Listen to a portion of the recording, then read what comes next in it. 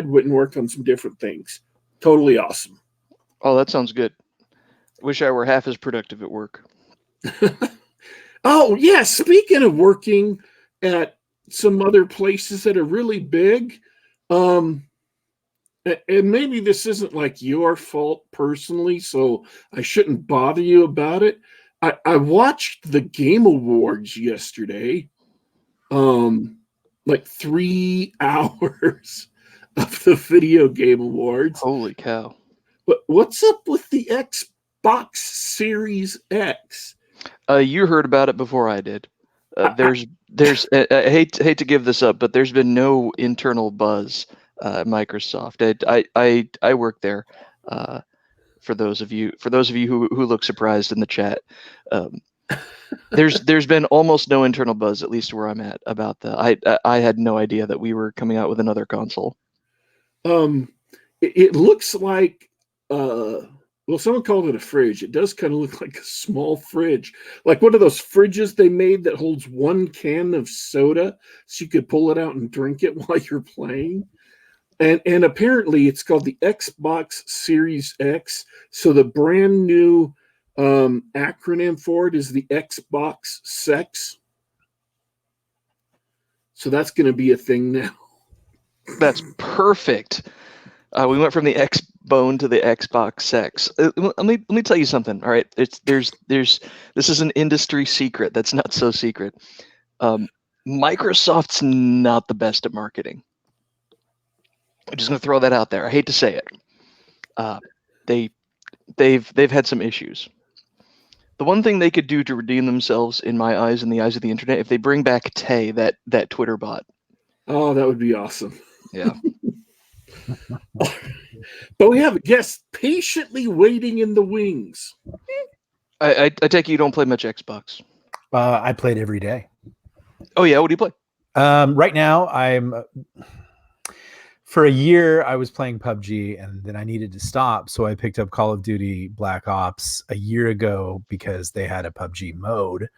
So I keep playing that, and now I'm on to the new Call of Duty and just leveling. I usually spend about an hour to an hour and a half every night after writing, just killing people online. You can follow me as Perfect Question if you want to, which is the name of one of my characters in my novel.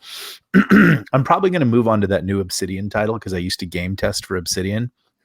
It escapes me right now, but everybody's really liking it. So I'm probably going to pick that up for the holidays and just kind of enjoy that and take a break from shooting people in the face.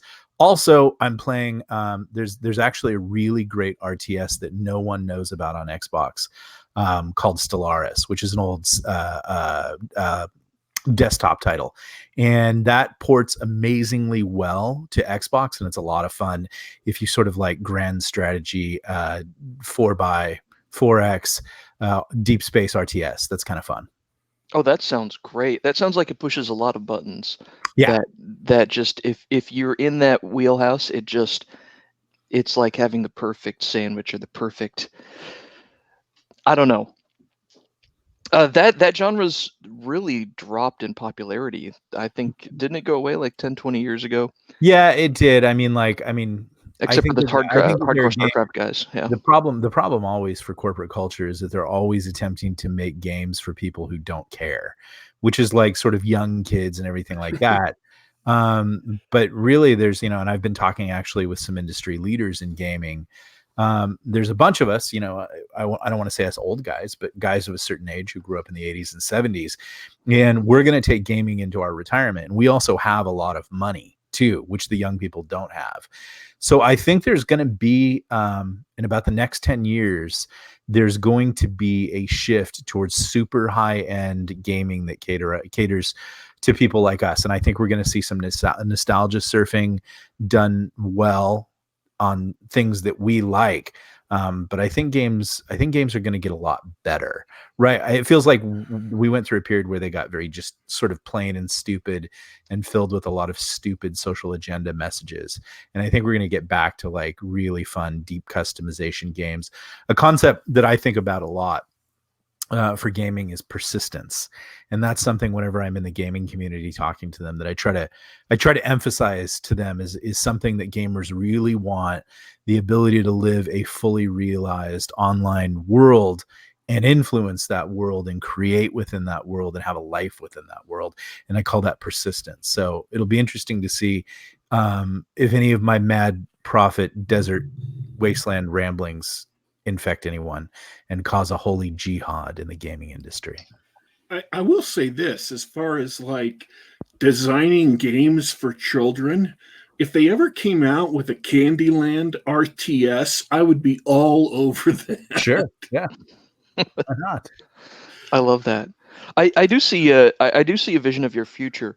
I think my perspective on it is that currently young folks use games as a hangout space. Yeah. The Fortnites and the PUBG, right? That's back in my day it was IRC chat rooms or AOL or whatever, and nowadays it's video games. And so we might get that, like you're saying, for as we all get older, we may get that. We may want those online communities where we get to hang out and play. Yeah. And maybe I picture it'll be sort of fragmented the way it is now. You're going to have all the JRPG players hanging out in one place, and all the speedrunners and action players in another space, that sort of thing. Yeah, I think the person who marries it and makes it, what novels like Soda Pop Soldier, Ready Player One, or other novels have tried to capture, the person that can marry a space where we can all kind of be in there. And I don't know, it's interesting. I kind of need to get back to the Soda Pop Soldier series because I have some things I want to say in there about it, but I'm making too much hay on Galaxy's Edge, so I'm there for right now. Well, I mean, you have to admit, Galaxy's Edge does have space soldiers and lightsabers and stuff. So yeah, I did have a question as far as like the Galaxy's Edge series. We mentioned a few things we were going to talk about before the show began. Right. And having briefed you about what we're going to talk about, I'm going to go in an entirely different direction because I'm cruel that way. No, I like that. I like the unexpected. Let's do some voodoo. I was wondering that there was a secret project which you hadn't mentioned, which a perspicacious and unusually intelligent individual I know pulled out of thin air and said, "This is what's happening," and it turned out to be true. And it was in relation to Amazon. It was a secret project that you were writing that Amazon was going to be involved in making. And it wasn't Audible, and it wasn't a book that was going to go on Amazon's site. It was a different sort of Amazon project. And I was just wondering if there was anything in that venue that you could talk about. I know exactly what you're talking about it because I'm still watching and waiting for it to happen. I think that the initial test did not go well, and I'm still under sort of an NDA, so I can't say anything, but I still know that's where it's going. And I think it will be the fusion of audiobooks and gaming. And that's the most I can say without probably getting excommunicated, but it's coming. But the great thing about Amazon is that they learn from failure. A lot of companies can't afford failure. The big tech companies can. And that's actually what makes them strong is they try things and they don't, like when you see a gaming company come out with a big title and it just dies and the company just goes the way of the dodo, they can't afford failure. But companies like Blizzard or companies like Amazon, not that they're equal, but they have enough cash on hand to continue to test for failure. So you learn a lot. Like if you ever study jazz, you learn a lot from failure because you learn what not to do, and then you actually learn what to do. So it's actually quite productive. So that thing that you're talking about did not manifest correctly.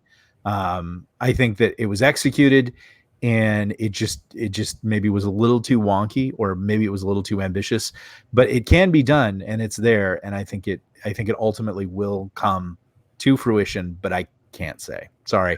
I hate vague podcasting or vague booking, but I was sworn to secrecy. Yeah, there are limits beyond which you cannot legally go. Yeah, there are. So that's okay. Yeah. Actually, we had Adam Baldwin from Firefly on the show. He was one of our early guests on the show, along with Larry Correa. And there was a movie coming out which he could have been potentially involved with. And, I asked him, I said, hey, so do you have a part in this movie? And his answer was, I don't think I can say anything about it. I'm like, okay, we'll move on. That's all right. Yeah, it's just so weird. Like, you would think that saying, like, I posted a picture because Stephen Lang, who played the general from Avatar, is recording the latest Galaxy's Edge books, and they had a wrap party yesterday in New York at the studio, and they sent us some pictures because writers shouldn't be allowed anywhere near anything fun. And I had to, I was like, normal me being an indie author, I don't have to talk to corporations. I don't have to ask for permission, which is, I was a trade published author, and what I hated about that was asking for permission to do things. And so now that I am vaguely back with a corporation, I had to text them and say, is it okay if I share this picture? And they were actually surprisingly cool. They were like, yeah, that's why we took it. We want you to do that. It only helps. So I could see, having been part of another corporation or another corporate entity, even the big six in trade pub or, movies, like out of, like, they always want to control that so much. And instead we have this base that's really excited and really involved in Galaxy's Edge. And I thought, like, why not be able to share this really cool picture with them? So they let me, and it did really well. I should talk deeper today. I'm talking on the top of my chords, and that's not good. But information has become the new power, the new currency. Well, it always was, but even more so now. And so, yeah, it's kind of a bummer when you can't share or talk about things that you're excited about. And having said that, Adam Baldwin is on my my capture list for audiobook that I want to have him narrate, and I hope I can do that. And I know he does that for Larry, so maybe I can steal him away. Well, he did a great job on the stuff he did for Larry, so that was awesome. Yeah. Okay, so let's circle back around, because there are some things I want to talk about that are kind of like, when we've had you on the show before, and we've had you and Jason on the show one time, we talked about like some heavy business stuff. About Amazon and the algorithm and things like that. And I've got a couple of notes that I wanted to talk to you about. I've been holding these topics like close to my chest and just keeping them and polishing them like they were gold doubloons in my treasure chest, and waiting until we had a good chance to bring you back on the show. And Galaxy's Edge has been kind of in a lull for a little bit. And so now, starting in November and working through December and into January of next year, you've had a bunch of new releases. So I'm bringing you back on the show because you have some exciting things to talk about that the audience is going to go, oh, that's great. And then once the audience has gone, oh, that's great, I can completely sucker them by talking about the Amazon algorithm. Yeah, exactly. We can bore the hell out of them with that algorithm talk. So let's start with the good stuff. Right. You had, is it Karen Traviss? Am I remembering that right? Yeah, Karen Traviss, which most people will know if they read game novels from the early 2000s.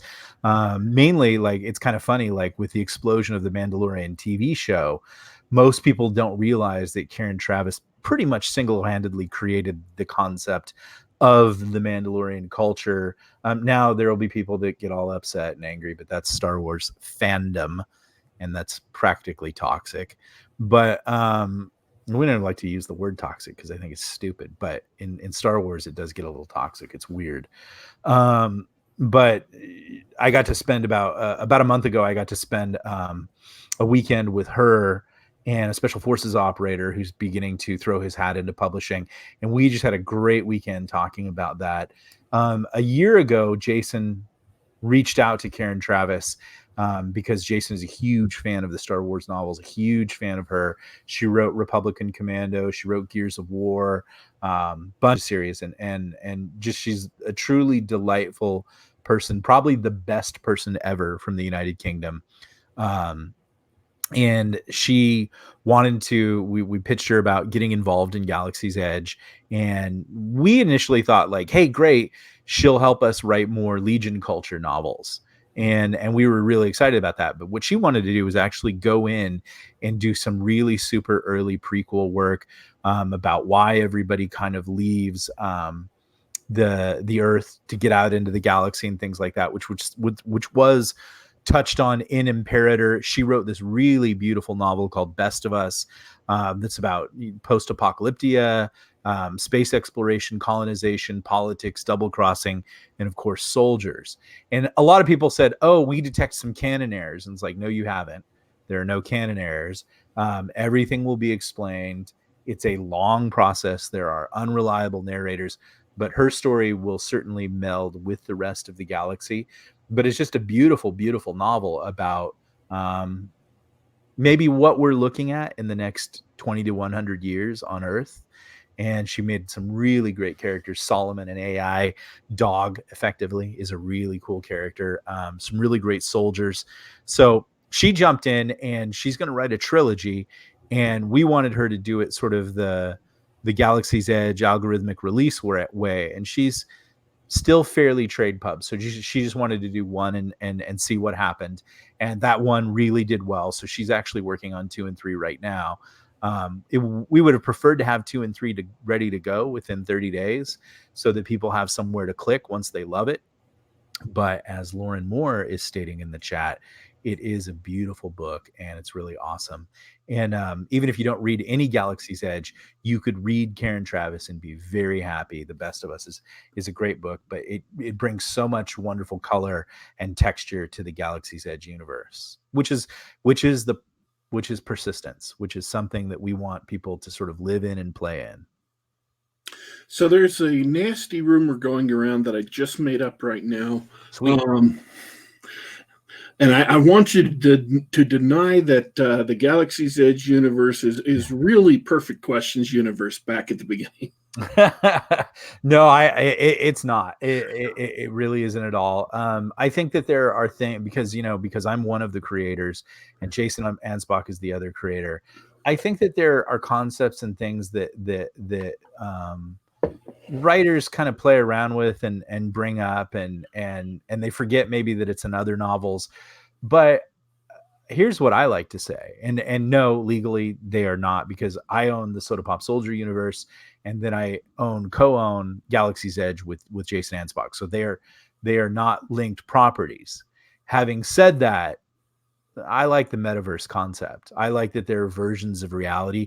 I like that there are versions of Star Wars where, and there's only 3 movies in Star Wars, so everybody knows. There's just New Hope, Empire Strikes Back, and The Return of the Jedi. Those are the only 3 movies.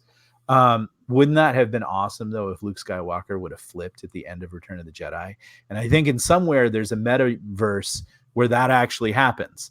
And those are not the same properties. That's written by another George Lucas or another, Tim Lucas or whatever it is. So I think that you can enjoy both series and say to yourself, oh, like if you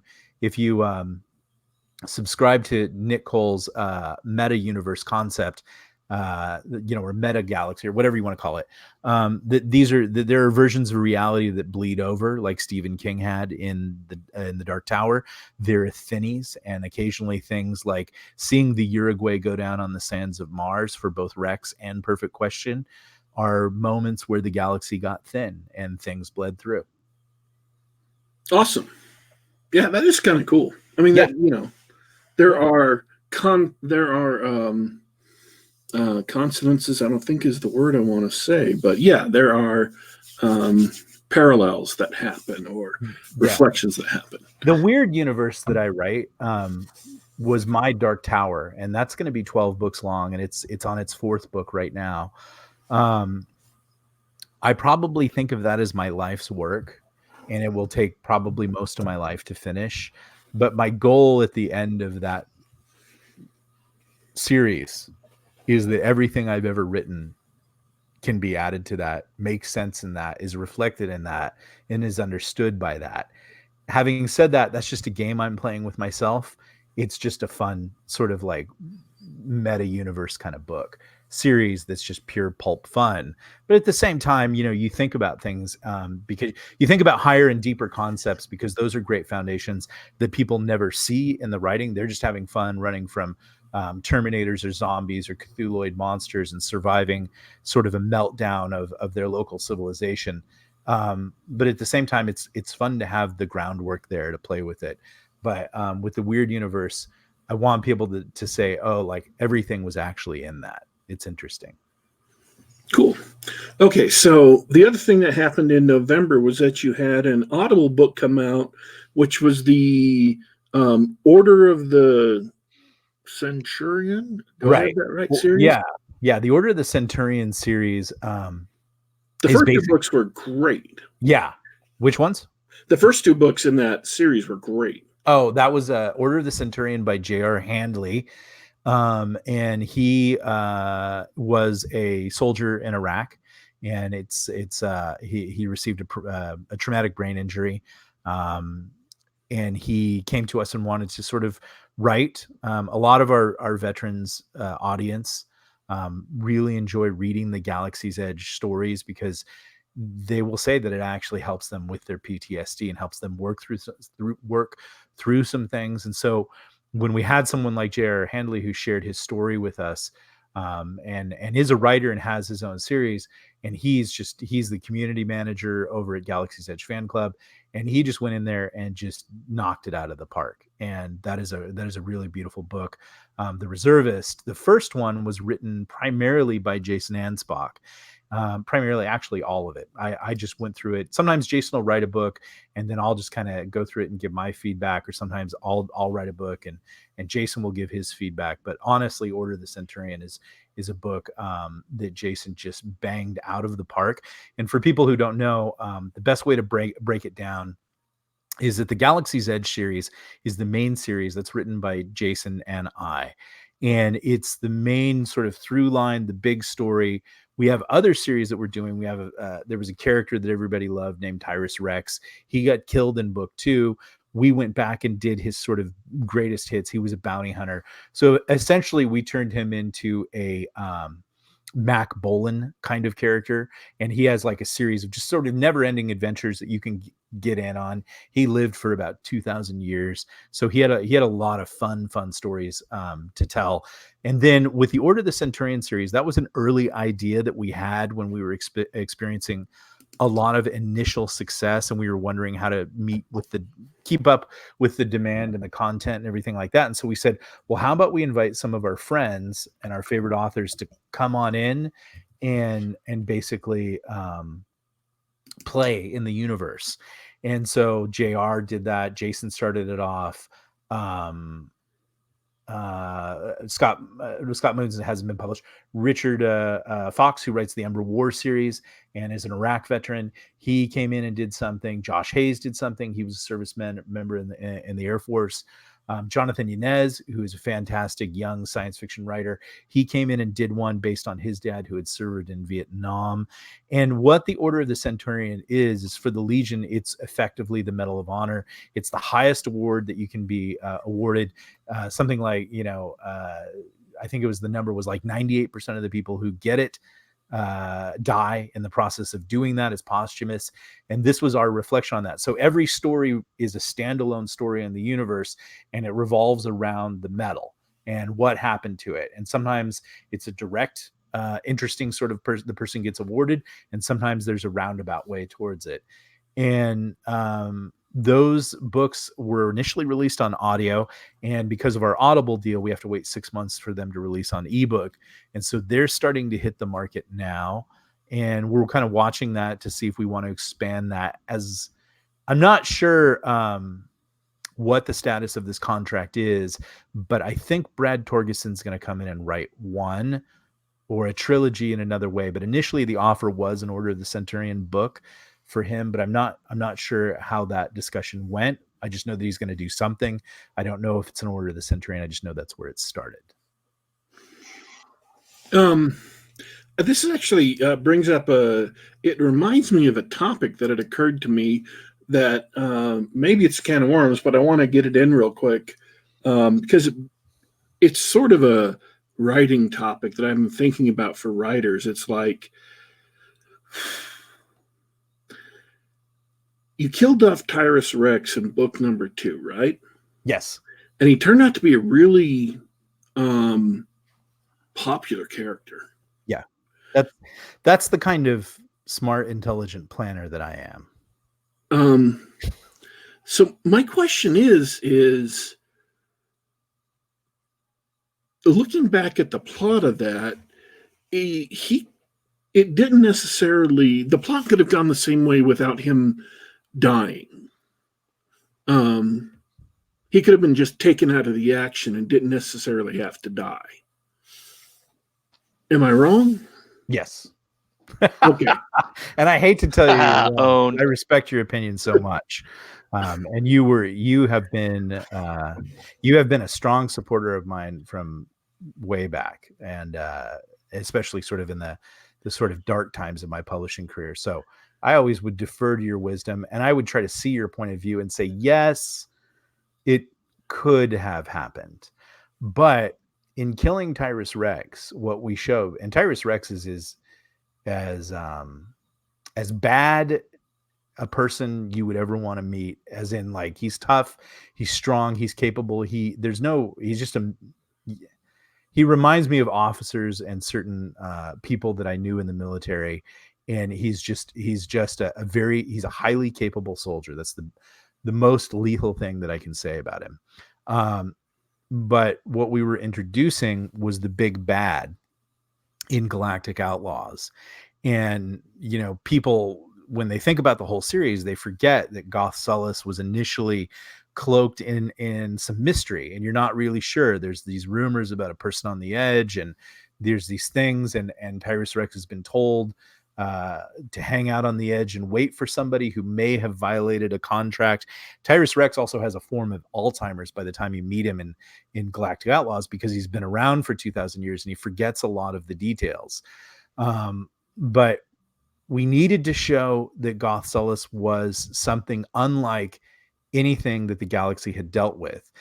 And what the Galaxy's Edge series initially was about stormtroopers. It's about legionnaires. It's about stormtroopers in Afghanistan. It is Star Wars in feel and tone and all the things that we love about Star Wars, without the garbage storytelling that it's actually become known for.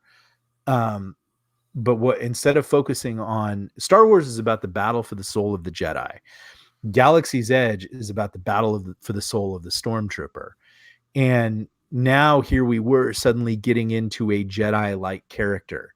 And what we needed to show was this character, because of what they have acquired and what they've done and where they've gone, which you learn in Imperator, this character is not to be trifled with, not to be messed with. And so it kind of like, you remember you'd watch the old Next Generation, and Worf was this incredibly capable warrior, the Batleth, all these kind of things, and, you know, warrior culture. But whenever they wanted to show something was tough and no one could mess around with it, they had that thing just beat the crap out of Worf. And effectively, that's what we had to do with Tyrus Rex. And I take responsibility for that. I think Jason would have maybe not made that choice. But I killed Tyrus Rex. I didn't know he'd be so popular. I just needed to show that Goth Sullus was so dangerous.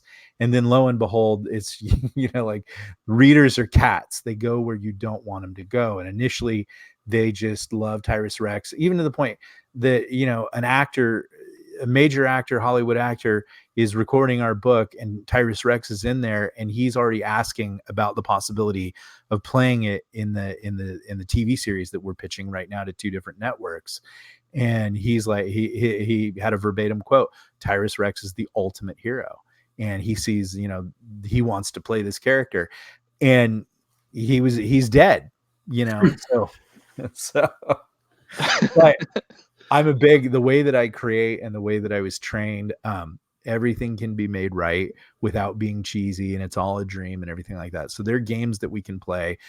Contracts and Terminations, which is his series, is probably my favorite thing to write. and he you know, my goal is to write 57 books in that. So we'll see what happens, but he's alive. He's living in the galaxy. He has 2,000 years of history to play with. We'll see what happens. Well, see, my question was going to be. Oh, that wasn't the question. No, that wasn't the question. That was just like an introduction to the question. The question was actually, if you're a writer, and it's advice to other writers, advice from you to other writers. If you're a writer, is there any way you can recognize? And the answer seems to be no. I'll be perfectly honest, because I've seen enough people who are creators and writers, and everything that becomes suddenly popular seems to have caught them by surprise, seems to have blindsided them. And they're like, wait, that's what you find interesting? Well, it just goes back to the quote that's in the chat right now. Readers are cats. And that's true. And this is where the brilliance of Jason Anspach comes in, because I think what you see with most writers is, one, they don't plan for success. So they write this incredibly intoxicating character that everybody likes, and they're not prepared to follow up on that.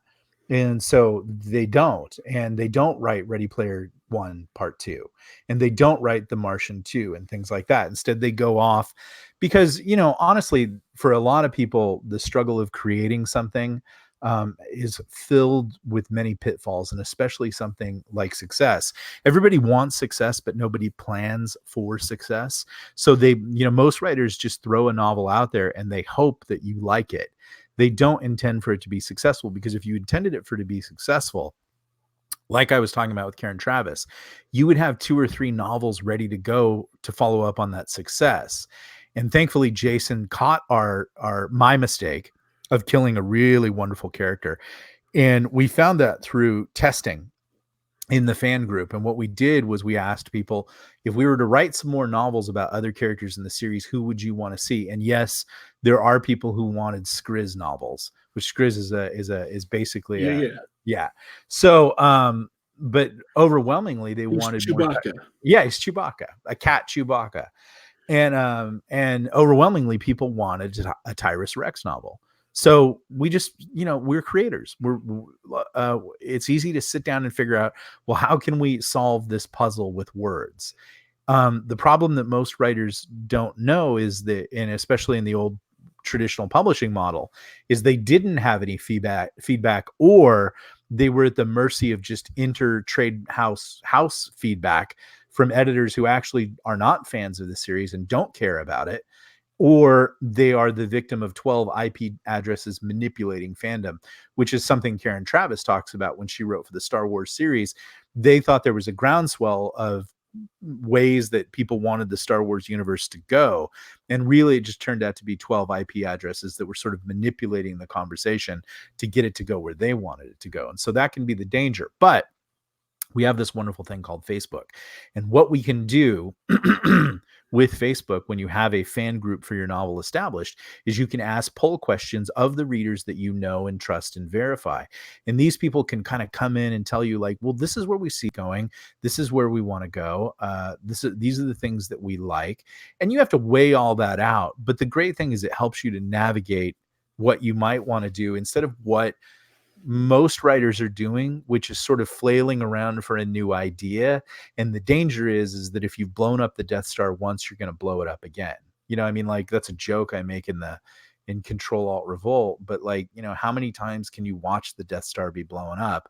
And apparently we're going to get it again. You know, it's just never going to end. And I'd love to just sit there and say, yeah, I would like a Fancy Pants novel too, David Gatewood. But you have to be enjoying the chat to get these comments. But I probably at times have been too hard on Star Wars. Like, they were just finding their way through. But when you're able to learn from other people's mistakes, you realize, like, if you blow up the giant space battleship or whatever the huge thing is, be careful, because there's a danger that you're going to do that 2 and 3 times over, and it's going to get boring, and that's how you kill the series. And maybe there's something to be said for having a series begin and end. And maybe there's something to be said for building a larger universe to play in a brand, which is what Jason did from the very beginning with Galaxy's Edge. Instead of building a series, he built a brand. He built a universe and a galaxy. And I was, privileged to come in and help create that with him. And so we are able to tell other stories besides blowing up the Death Star, going after Goth Solace #2. That could have easily been a trap we fell into. Instead, we have all these other stories to tell. I am looking forward to the Savage Wars books because I'll be honest, the thing that intrigues me most isn't necessarily the answers behind what the Savages were doing, but I want to see some more about whether it's when they land in the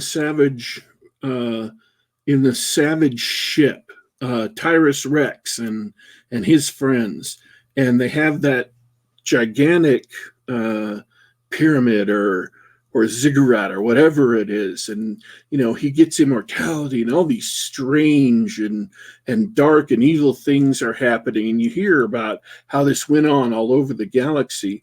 I just want to hear some more about, or read some more about, fighting that stuff, and how do you defeat it, and getting involved in that, and landing on ships like that. That's why I'm looking forward to the Savages series, is because that just sounds cool. Fighting those wars and winning those wars. Yeah. You will be well pleased with this, because that is basically the crux of it. The first novel is the beginning of it, and then the second novel steps away and is 2 parts, and it explores the mind of a Savage Marine. And I think people will be shocked by what that really means. And then the second half of that is Tyrus Rex forming the Legion. And that is maybe not what people think it is. And it takes Tyrus Rex from being, we initially meet Tyrus Rex as a bounty hunter. And then when we go back in time, we realize that he's actually a general in the Legion. And before that ever happened, he was a homicidal maniac, a genocidal maniac, because he felt that the only way to deal with the Savages was by nuking them one planet at a time.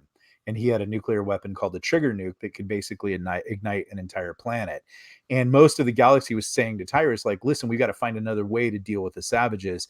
You're just getting rid of planets. But Tyrus, having been a slave on a Savage ship, has very definite ideas about it. And it's actually another character who convinces him, hey, why don't we do something? Why don't we form a legion that can fight the Savages instead of just destroying them?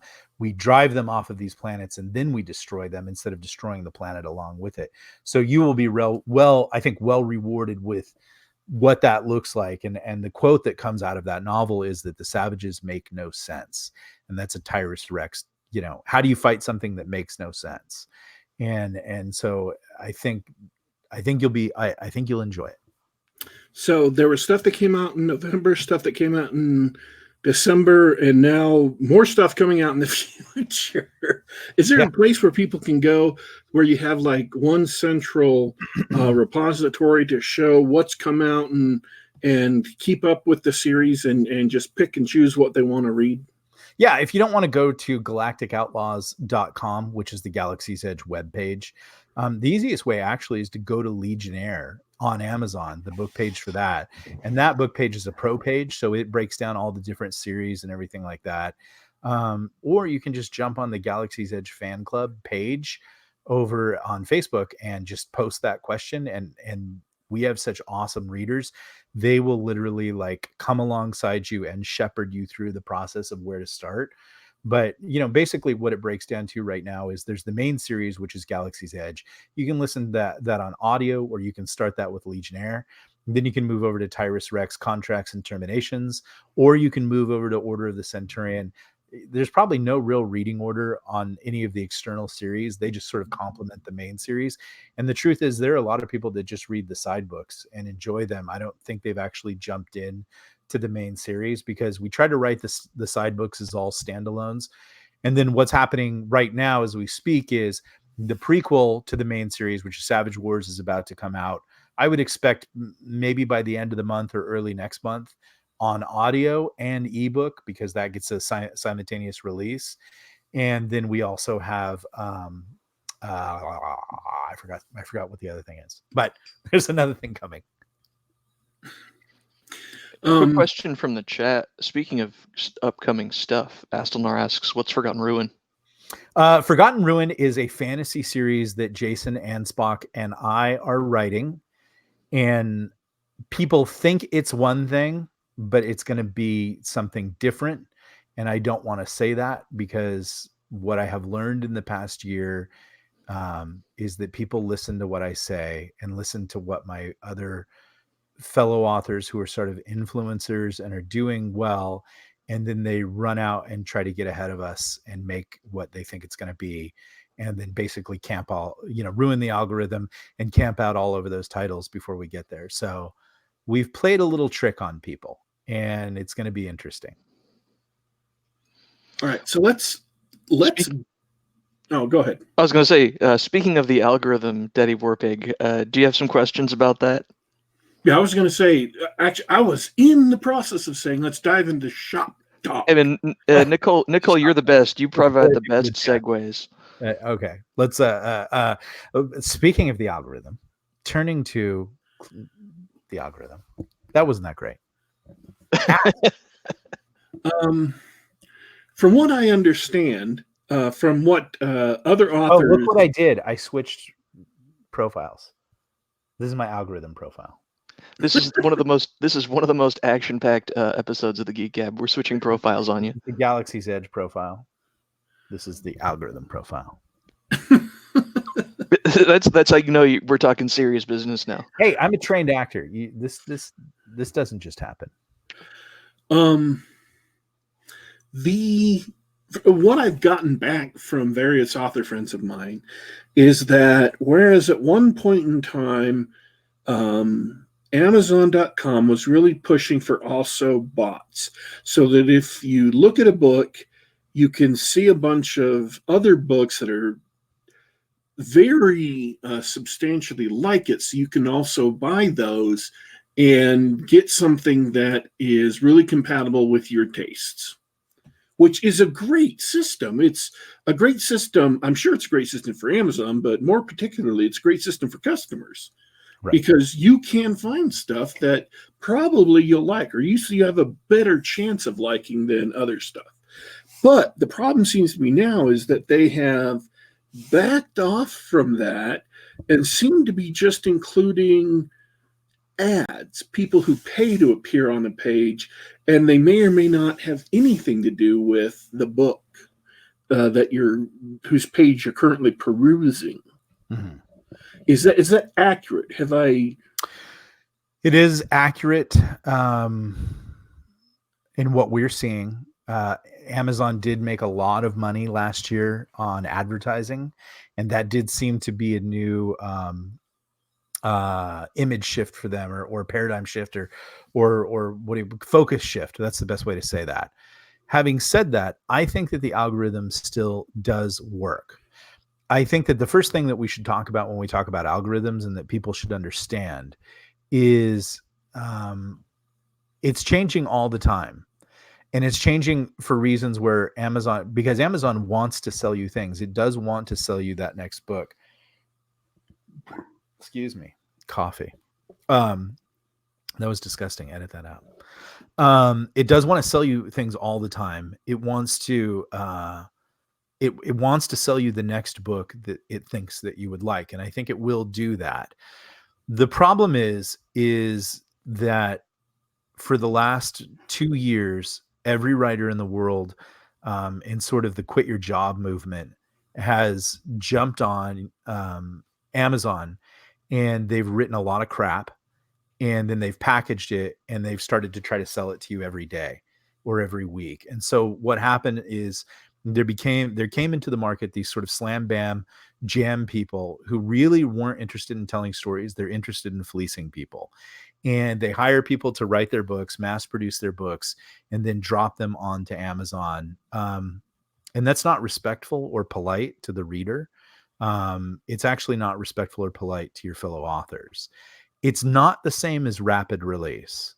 Rapid release means you write a series, and you write that series in advance, and then you release that series over a short period of time. And hopefully it's a series that is well written, well edited, has good, um, uh, good intentions to deliver an interesting, enjoyable ride to the audience. What the other crowd is it's a crowd of people who just want to maintain a supremacy in the algorithm, and they'll do whatever they can. They won't edit the books. They'll write crap. They'll attack any genre that's even basically hot, and they'll try to jump all over it. And that ultimately is hurting the entire group of people. And you just find, like, you wish everybody had a more communal mindset or whatever, but there's a lot of money right out there right now. Thank you, Lauren. I'm probably going to get in some trouble over this. So yeah, I am dropping truth bombs, and they're going to be unpleasant for people, but I really don't care, because I just don't care. I really am invested in, I like making money as a writer, but if you're going to go ahead and croak the host organism by doing these kinds of things, then you're going to hurt my bottom line down the road. But I actually just really like people to have a good time reading books. And when people are just out there just writing as much crap as they possibly can, getting a speedy cover up there, and then dominating the algorithm, what was happening with the also bots is the also bots were becoming disingenuous because they were manipulated by these mass producers, dropping everything all over them at once. And there wasn't much any of us could do about it. Well, it turns out Amazon does not like those people, and they're not satisfied with that because they realize that the crap is hurting the bottom line. The initial problem that we had in publishing was quality. In indie publishing was quality. When it was a fair attack by TradePub against Amazon authors.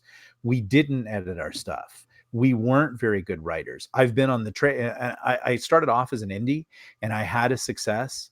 And by the grace of God, that book did well, because I just actually went back through it recently because I reacquired the rights. And by editing standards, it was not good. People liked it, and they forgive a lot of bad errors just for a good story. And that book is The Old Man and the Wasteland. And it's a good story, but it could have used editing, and it got editing at HarperCollins when they acquired it. But most writers out there are doing this sort of, write it and hit publish and get it up there and get it in the algorithm and get your people buying it. And so that was blowing out the algorithm. But it was basically taking us back to a sewer that we had crawled out of as Amazon writers, where we hire editors and we approach it with quality and we do a good job. Well, there's a whole group that's coming in now that they're not really concerned about that. They're just concerned about getting in the algorithm. They're concerned about staying up there. So effectively, I really do think, and I have had conversations at Audible and Amazon, they're not pleased with this. And so whether the also bots went away because of the crap, or whether the also bots went away because they want to sell you more books, I found, I'm going to tell a story real quick. Amazon really does love the truth. They worship the truth. The algorithm is the truth for them. They're like those freaks that I always say in Beneath the Planet of the Apes who worship the nuclear bomb. They worship the data bomb. The data bomb is everything to them. And the best way that I can tell you that that's true is that Jeff Bezos is getting a divorce. And on the day that he announced, or his wife announced, that she was divorcing him, her book, she was an authoress. Her book before the divorce was ranking at 500,000 in the store. If I was Jeff Bezos and I owned Amazon and Nicole wrote a book, that book would probably be in the top 100, whether the data said so or not. I want to make my wife happy, and I want her books to sell. What that told me, that her book wasn't ranking hard, was that Amazon wasn't manipulating the algorithm, that they do really want the cream to rise to the top. We writers have always been a problem for Amazon, and we're all guilty of it. And even I have done it. When I first published Old Man in the Wasteland, I knew that sparkly vampires were hot. So in the keywords, I just wanted people to look at my book. So in the keywords, I put vampires. And that's the reason that keywords don't work, is because authors are not honest about the keywords. They just realize that harem is working now, lit RPG is working now, and they just put the keyword in whether it means anything or not. And so keywords have been weighted down in the algorithm. And now what we're seeing is the people who do the rapid release, the people who do the weekly release, the people who do who aren't releasing series, who aren't taking the time to build a series. They've got 4 to 6 books. They release it over a 2 to 3 month period. I'm talking about the people who want to stay on top of the algorithm and they'll do whatever it takes. Those people, I think now the algorithm is waiting against them, and they know it's true because they're going wide now. They realize the jig is up at Amazon. And I would say this does not make them horrible people. I'm not trying to say anything about anybody. I think it's honorable to try to find a way to take care of your family. I think it's honorable to try to game the system as best as you can. But sometimes the system has to come in and police itself up and get rid of the crap. And so that's all Amazon is doing, is saying, listen, you can't use the algorithm to dominate it so that other books don't rise to the top based on quality. You can't just use your massive amount of people to try to, overwhelm the algorithm. You got to write a series. You got to get fan reviews. We even fan reviews are being weighted. But I'll just stop there and say that I've said a lot. But yes, the also bots were taken away, in my opinion, to actually protect us. Protect us from people who were abusing the system. Yes. So that they weren't. And I noticed that actually, because I would go doing a search for keywords or search for kinds of books I wanted to look at. And the first 3 results that came back were books that were absolutely obviously had nothing to do with what I had searched for. I complained about it on Twitter. Yeah. I did one of my rants. I complained about it on Twitter, tossed off some screenshots to show what it was about. And then, having ranted, I moved on because I've got other things to rant about. But that's, I mean, and I know there's people that are going to get upset or whatever, and they're going to say that Nick Cole, he's over there, but everybody hates my guts already. So I don't care. And I really don't care for other writers generally, because I find them to be horrible people. Now, all the writers that I know are wonderful people because I try to do that. But writers are a pretty contentious, toxic bunch of awful people. And they're just doing their best. And maybe we have to be that way to write the villains and the garbage that we write. So I'm not saying that's actually a bad thing. I'm just saying that in this economy and the way that people are doing things, you try everything that you can to sell a book and make a buck for your family. And that's honorable and that's good. And this sort of thing has been going on and will always go on in Amazon. Someone will always find a way to game the system. I remember when Galaxy's Edge first launched, there was a guy and there was a problem that Space Marine fiction had. But there was someone out there that had put a chick in a bikini on a space bikini and a space princess. And in the copy, he wrote, there are more pictures of this girl inside the book. He wasn't trying to sell you a Space Marine novel. He was just trying to sell you a novel that was probably badly written, bad grammar, and everything like that. And he was using sex to sell it. That is as old as, we're all trying that. And I'm just trying to say to people, I don't hate you for that. But if we're going to protect the algorithm, we do occasionally have to go in and police up our own. We try to do that as writers. There are some people that try to blow out the system and teach people that's the thing that I hate really about writing right now, is that everybody's got a system for okay, then I did this, then I did that, and then I quit my job. And that's called the I quit my job crowd. And that's not really what it's about. What it's really about is you connecting with readers and helping people to get through their day. People have a hard day. People are dying of cancer. They're taking care of people who die of cancer. They're working in a toll booth. And when they come to your book, what they really would like to do is go be a stormtrooper in Afghanistan or, be locked inside of a video game. And your job is to take them away from that and to give them a good time. Your job is not to monetize them and make them a little cult to basically sell your books and keep you in the style, and that is the problem. And so if it wasn't the algorithm, it was the pictures, or it was sort of the sexy male midriff to sell, Space Marine novels or whatever it is like that. Amazon is always coming in. They're aware of all these tricks and they try to police up the tricks as soon as they find a system. And I think the attack on the also bots, the removal of the also bots, was a way to say to the mass producing crowd, Amazon is not the place for you. It doesn't mean that you can't put up your books. It doesn't mean that they won't be able to do that. It means that if you're going to, here's the effect of it. You and I are having a conversation much like this one. And instead of letting you ever talk, much like this conversation, I just talk and talk and talk. And when you start to talk, I shout over you.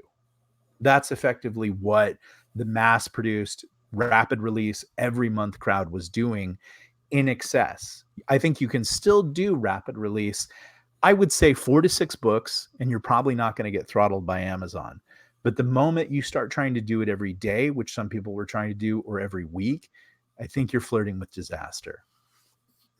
So, and that does bring me to the last topic that we talked about before the show, is why you recommended, it used to be you were recommending, in order to court the whales, people who will, regularly buy your book once a month, every month, for as long as you continue writing the series.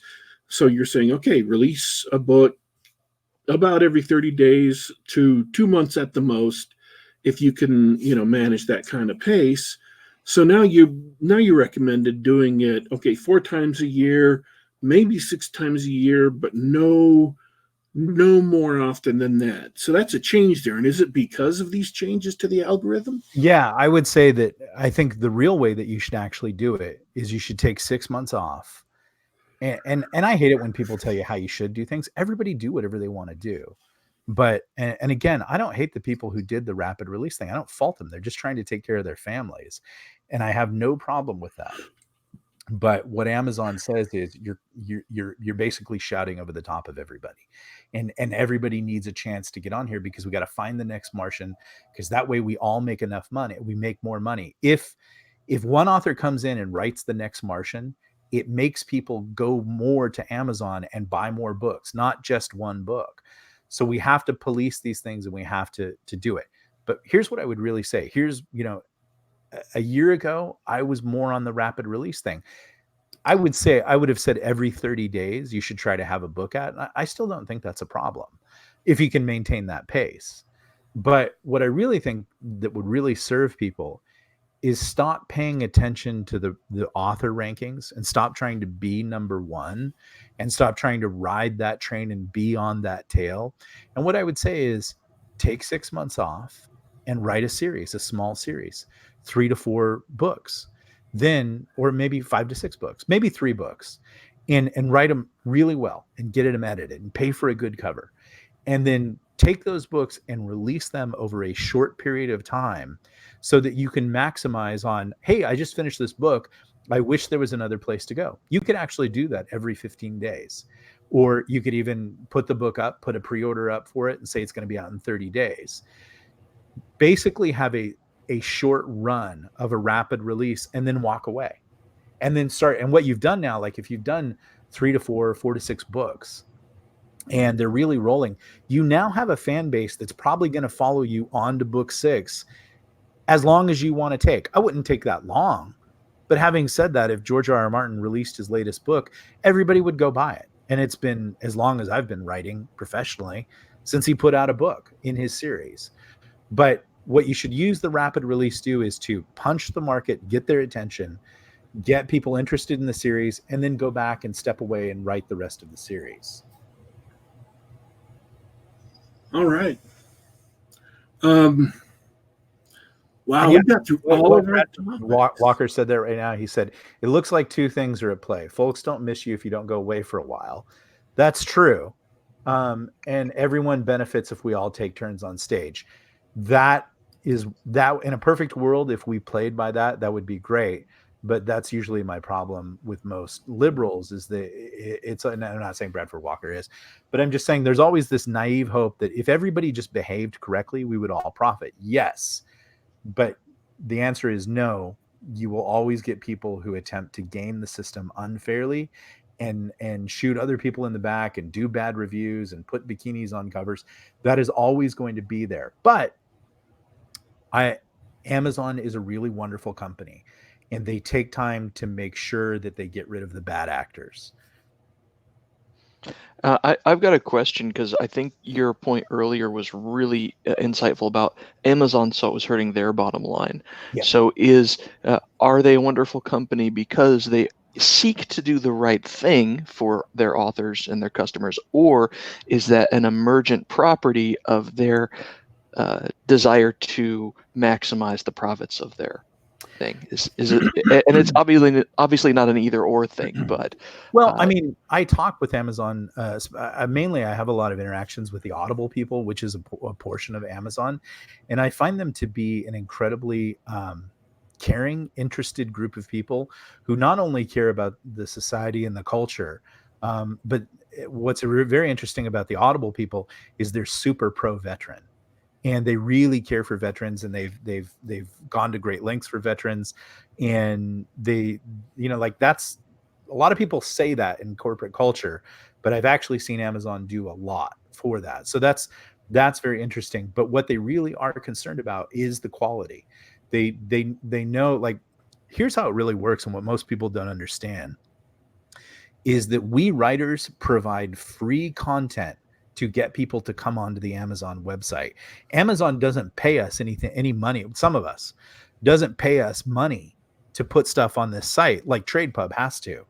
And while Amazon loves books and they're very much in the culture, and they've built a whole group of people to sort of police those books and make sure the quality is there, anybody can put anything up on Amazon. And the reason that is Amazon would really like to sell you soap. They'd really like to sell you paper towels. They'd really like to sell you a Craftsman tool set. They want to get you on this whole new sort of like subscription plan to get more dishwasher tabs and everything like that. They make a lot of money in the selling of books, but they don't have to pay anything for it. It's a brilliant, brilliant scheme. We put up free content. People go to that website. They buy the latest Nick Cole, Jason Ansbach book, and then they go, oh yeah, I need dish tabs. And that's how they sell. So they're a good company, and they want there to be quality, because if people know that they're going to get a great, like if you sit down like tonight, like when The Martian was an indie novel, and you have a great time reading The Martian, and you finish it tomorrow night, and you said, damn, that was a lot of fun. I really did like sitting there reading a good novel. I'm going to do that again on this fancy new Kindle device or whatever it is. And you go do that, and you have another good experience, and you're like, oh yeah, I better pick up those dish tabs. Then it's benefiting everybody. But if you keep getting these crappy novels that aren't well edited and that are just slam and jam, or padding, that was a thing that was going on. People were playing with the formatting. People were putting ads in there. Like any garbage thing that an author can think of to do to a novel and to make more money, they'll do. That's just a fact. And Amazon tries to police them from doing that, because what they're saying is, like, if you do this, if you jam the reader enough times, they'll stop doing this, and they'll find a new activity, and they'll go watch football, or they'll go play D&D, or they'll go over to Xbox, and they won't be here buying books, and we won't be selling them soap. So to keep this whole scheme going, the writer part of the equation is we have to write really quality stuff. And if we write really quality stuff, they will come back and read the next quality thing that we write. They will give us money, and Amazon will be able to sell them more dish tabs. Yeah, that sounds fair to me. Yeah. My experience is, and I'm really happy to hear that you're talking to the people in the Audible business, and they're really good people, and they care about people and veterans and product. Because my perspective is from software engineering. Right. I'm a programmer by trade, and when I hear you talking about the algorithm, of course it's not precisely what we're talking about, but it gets the point across. The idea that someone cares about the actual product is foreign to a software engineer, because if you were talking to a room of software engineers instead of a room full of people who are managing the actual Audible products, all they're seeing is inputs and outputs, and all they're seeing is, well, we've noticed this trend that now that we've weighted our also bots at X%, we've noticed that we've lost sales. We're not getting repeat customers, because here's all the metrics for the people visiting these pages, that sort of thing, and say, there's a problem here. Let's try and fix it, right? Yeah. So that's what prompted that question, because from that point of view, when you get a bunch of people in a room who are either autistic software engineers, or maybe they've been hired from other parts of the world where they don't have the same culture relationship with authors and books that we do, that they're not thinking of that at all. They're just thinking of, well, I've got this big machine that generates money for the company, and so I need to change the inputs and outputs of this machine. Yeah, and the danger is always in, we've loved the internet since the rest of us have been able to play on it, but it's had these moments. Remember, like spam, remember pop-ups, remember all these things that used to, like human beings given a chance will try to insert sex into something, and because it's lurid and people like it and they'll look. But what you're really talking about there is most summed up in the conversation of the sacred and the profane. And the easiest example I can give you for that is that at one point, Larry Flynn, different Larry, not Larry Correa. Oh my gosh. Larry Flynn, defended pornography. And the problem in that defense, or what the defense put up when they questioned the jurors, they said, have you been to a museum and have you looked at nudes in a museum? And they said yes. And they said, well, then how can you claim that these nudes are different than those nudes? They're nude statues, nude nymphs, nude things. Now we're just showing you nude women. What's the difference? And the difference is the difference between the sacred and the profane. Yeah, we can jam all these things out and we can all do it, and we can look at values and we can use this machine. But we need this sort of like theology, spirituality, whatever it is, for someone to step back and say, are we doing right? At what point do we blow the customer out? And they say, I've had enough bad experiences. I've had enough shame. I'm ashamed of going to Amazon. I don't want to do that anymore. And so what I see, and I don't know, it would be interesting to have a deep level conversation, and whoever runs that algorithm. But remember, the Amazon's algorithm is about 20 years ahead of everybody else, including the US military. And there's something that they've learned in that if you don't protect the purity of the data, but at the same time have a philosophy that governs it, because the data is open, because the algorithm is open to outside input, it can be destroyed. Especially if that input is negative. What if that input is willfully negative? And we have seen that. And that was a danger that some of us were talking about Southeast Asia, is that suddenly a lot of people were able to come online and put in books. And because they were from Southeast Asia, they didn't mind copying and stealing books that existed, because even if they got that book up for a few hours and just made $5,000 on it, for someone in Southeast Asia, $5,000 was a year's worth of economy. Whereas here, someone would say, no, it's not worth it for me to copy Larry's book and put it up and claim it's mine. I'll get banned from Amazon. For them, they're like, I don't care. I just made $5,000. Even if I can never get back on, that $5,000 was life-changing. So we have to protect the algorithm, because it's open to bad actors. And sometimes those bad actors are ignorant. They don't know what they're doing. And sometimes they're only slightly culpable in that they know that what they're doing is like everybody can justify whatever you want to do. That's the problem sometimes with quote unquote man-made religion, is everybody can argue over how many angels can dance on the head of an angel, of a pin. But we go back to sort of that Jeff Goldblum Jurassic Park moment. Just because you can do it, you really need to ask yourself, should you do this? And the answer is, before you put the girl in the bikini on there and say there's more pictures of her on the inside of this novel, all you have to do is buy this Space Marine book, and it's not really a Space Marine book, you should ask yourself, what is the long game of this if I keep doing this? Other people learn from me. Everybody starts doing it. Suddenly there are no Space Marine books. It's just basically a rack of pornography.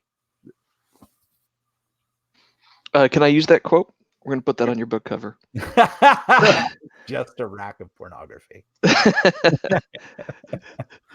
And you'll always get that guy that comes in and says, well, what's wrong with pornography? Okay, well, let's play your game. Nothing's wrong with pornography.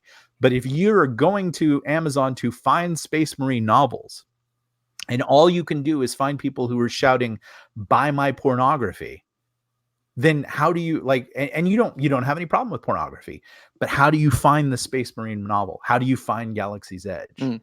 You know what I'm saying? And that's what Amazon was saying, is like, we've got to stop the shouting. And I think that's all that is. Doesn't mean anybody's bad, doesn't mean anybody's evil. It's just the shouting was drowning everybody else out. Well, that's great insight. Thanks. A pleasure. All right. Did you guys have anything else? We're over an hour, but Yes, we are. But we do have time to grab anything else if there's anybody else in the audience who has questions or whatever. Yeah. we haven't seen any other questions in the chat, but if somebody asks something in the next minute, maybe we'll get something. Did you have anything you wanted to opine about or ask? Either one of you guys? No, man, we got through all my questions, and even the ones I thought of while we were going through. I was out at exactly an hour, so I don't Hey, even have to feel guilty. You're perfect. Although I will say, talking about all the bikinis on the covers, that is one surefire way to get Daddy Warpig to retweet your stuff. You put the babes on the cover and he's there. That's it for me. I really appreciate talking with you. It's really fascinating to pick your brain and especially hear about the industry and everything. And thanks a lot to everybody listening live, hanging out in the chat with us. It's always great to have everybody in chat, talking with each other, asking questions. I see a few new faces. Nick, I guess you've got some good fans who like to see your face and hear you chat about I think Galaxy's Edge has the greatest readers in the entire world. They are the heroes. Oh, that's awesome. But that's it for me. I have a good night and afternoon, everybody. Daddy Warpig, take us away. Actually, I was going to ask if Nick had any final words before we started kicking off. Final thoughts. I would just say this, and it's something that I've been thinking about a lot lately. I'm really kind of tired of the writer culture in a lot of ways. But again, I like everybody that I know. I'm not talking about anybody specifically, but I just see how writers treat everybody. And the biggest detriment that I really see is that writers value what other writers say. And I would just ask people, because I asked myself this question a year ago, how much time are you spending with readers and how much time are you spending with writers? Because writers can absorb all your time, and they can make you feel good about being lonely and sitting in your garage writing books, or they can make you think that somehow you're actually writing, but it's actually the readers who are actually buying your books. And so before you think about going to conventions and wasting your money there, or before you think about learning a new system that someone's going to tell you how to quit your job or whatever, spend some time with some readers, interact with your readers, do meetups, do lunch, get on Roll20 and play Dungeons and Dragons with them, do something, but get to know these people, because they're the people that actually are interested in you. They're the people that will actually root for your success. Other writers do not care about your success. In fact, they're jealous of it and they hate your guts. And it's just the nature of the beast. Again, they're not horrible people. It's just, we're all trying to do this. And when we see someone else get ahead, we go, let's just be honest about that. And let's stop having this sort of writer clubhouse, feel good culture thing. Let's stop talking to each other and let's start writing books, because honestly, talking to other writers is not helping you right now. All right, folks. Thanks to everybody who showed up to watch the show live and participated in the chat. Thanks to everybody who will listen to this show later.